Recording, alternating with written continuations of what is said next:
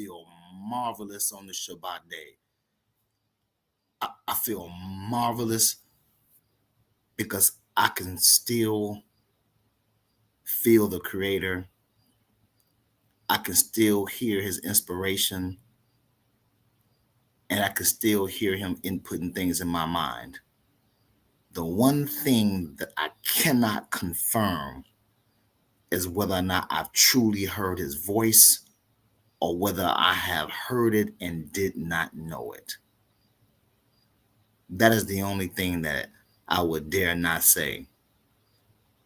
I cannot say that the Creator has literally spoken to me like he spoke to, excuse me, I'm so sorry, as he spoke to Moshe. I can't say that.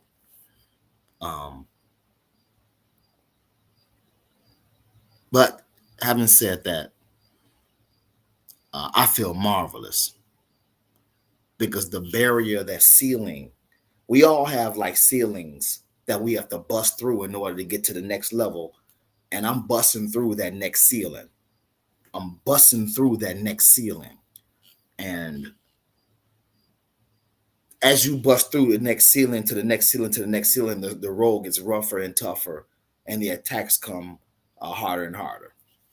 So, but today, I had a thought today that I wanted to share real fast. Within the 70 weeks Daniel prophecy and the feast days,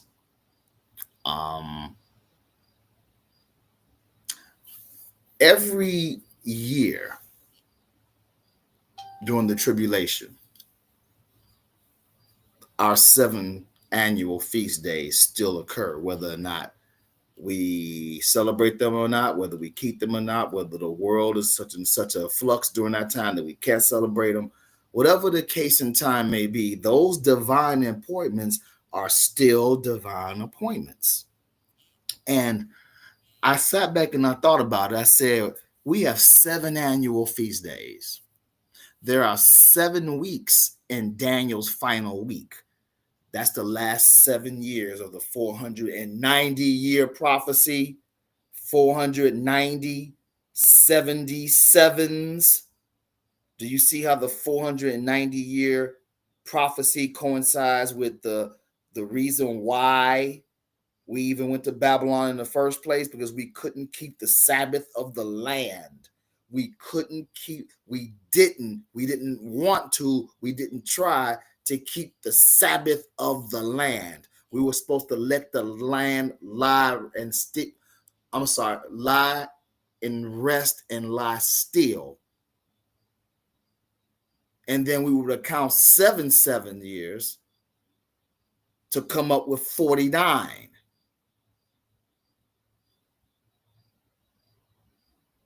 And now you understand 49. I think we missed 10 Sabbaths in a row. 490 years were pronounced on us because we broke the Sabbath of the land. That's why we were escorted off into Babylon. So if you understand the Jubilee cycle in Leviticus, the 25th chapter, that 490 years is something to note because it has something to do with our Jubilee cycle. Now, consider this. The last year, let's say we're year 1 of the tribulation, 7 feast days. Year 2, 7 feast days. Year 3, 7 feast days. Year 4, 7 feast days. Year 5, 7 feast days. Year 6, 7 feast days. And then year 7. Now, understand that our feast days are divine appointments, but they're also prophecy, okay? The first 4 spring feasts have already been fulfilled by Yeshua's first advent. Passover, he was the Passover lamb that was slain. He fulfilled all the requirements of Passover coming in on preparation day.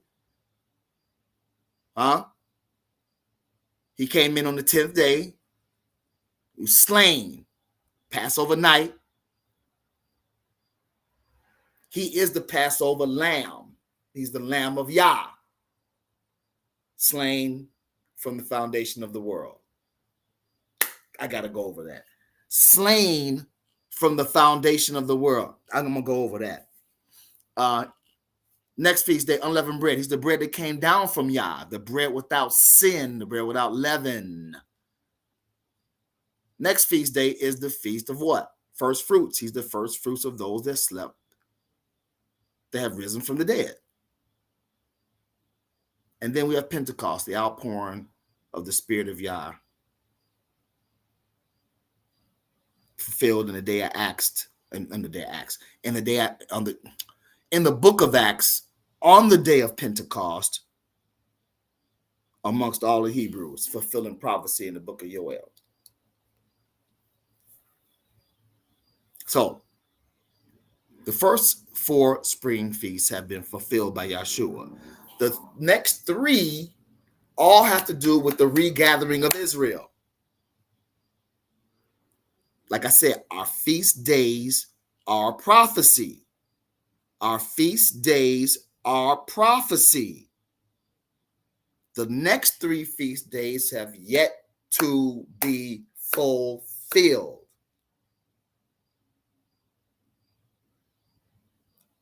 Trumpets, atonement, tabernacles. Trumpets, atonement, tabernacles on the 7th year. In the 7th year of the tribulation, the latter half obviously being the great, the last year.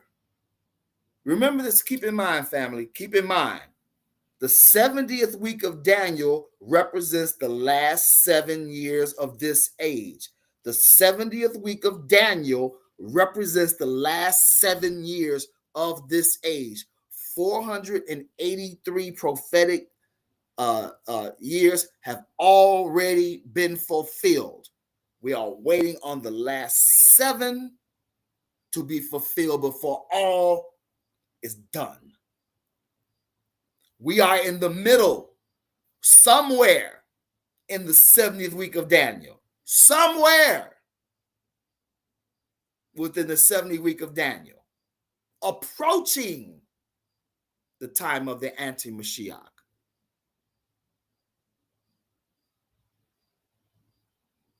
The last 7 years. So in year 7, the last 3 feasts that are celebrated will be the last 3 feasts in this age, and they will be the ending feast days of this age, and they signal the regathering of Israel into the promised land. Trumpets, atonement, tabernacles. Trumpets, atonement, tabernacles have yet to be fulfilled by Yeshua HaMashiach. And we are waiting. We are waiting for him to fulfill those feast days.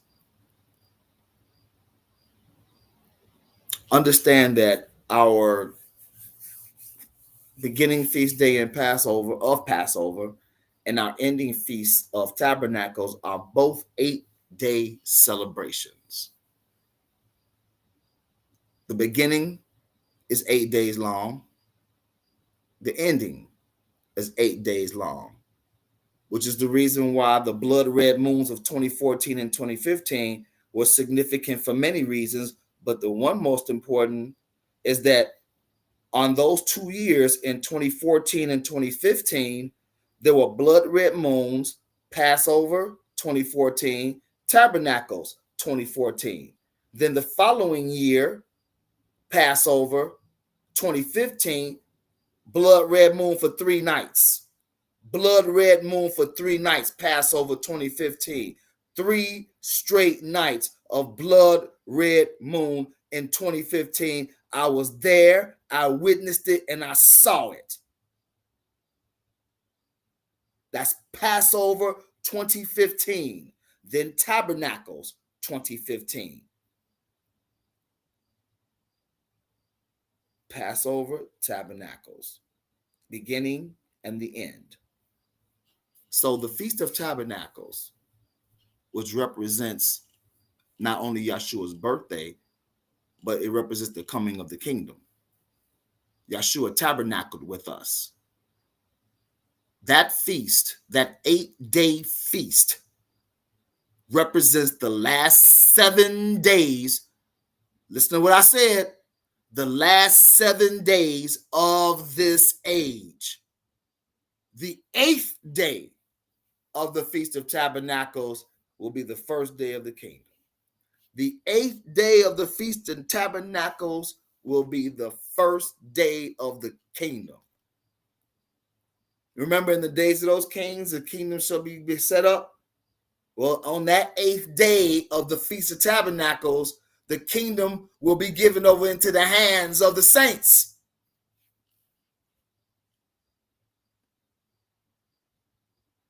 That also coincides with the fact that we have 7 feast days and there are 7 complete years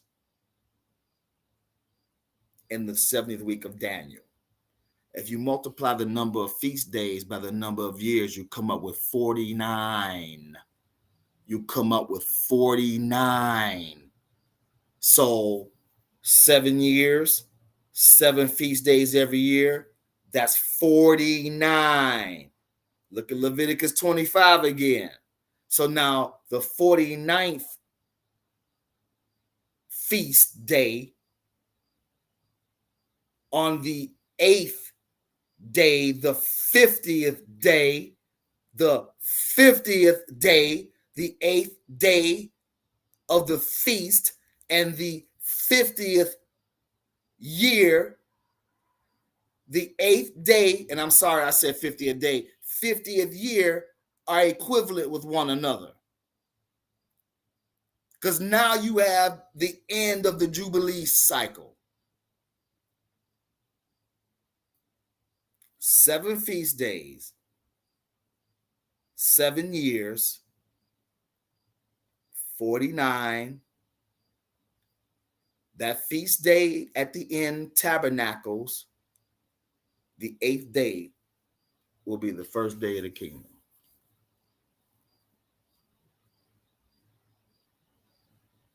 The 8th day, because 8 is eternity.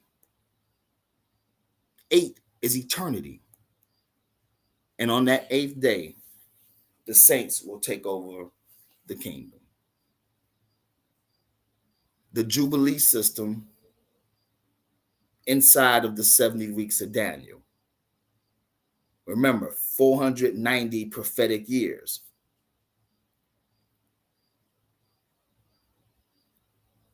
70. I'm sorry, I was mistaken earlier. We missed 70 Sabbaths, if I'm not mistaken. And the reason we have 490 years, 7 years, 70 Sabbaths missed, 490 prophetic years pronounced upon us. That's the Jubilee system inside of the 70 week of Daniel. The Jubilee system inside of the 70 week of Daniel, pointing us towards the end of days and the coming Yeshua. That's why I said this is only part 1, because I'm going to go over this again and then add on the coming of Yeshua. I'm sorry, the building of the third temple, the red heifer, and the coming of Yeshua is all tied into these things. That's why it's so important to understand biblical time.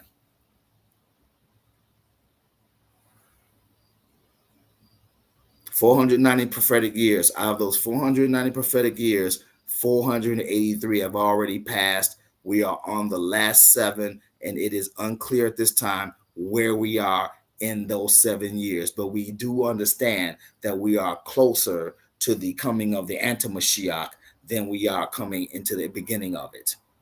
So I do believe that we are inside of the 70 week of Daniel because of the way that we are so close to coming to the coming of the anti-man, the anti-Mashiach, the antichrist. That's why I am barking as loudly as I'm barking, because time is of the essence and the days are coming close, and we are not down to days. We are coming down to hours. We are down to minutes. We are coming down to the final minutes. This man will appear on a feast day. The man will appear on a feast day or in a feast season. But he's going to make his appearance on a holy day or a holy time or a holy season or during a particular sign on a holy season or during a particular sign. He will make his appearance on a momentous, a biblical, prophetic occasion. And you have to be watchful to make sure you are there to see it. Again, the 490 years of Jubilees. The 490 years of Daniel's 70-week prophecy, the Jubilee system is inside of it. And when you count 7 feast days every year in 7 years, that's 49 feast days.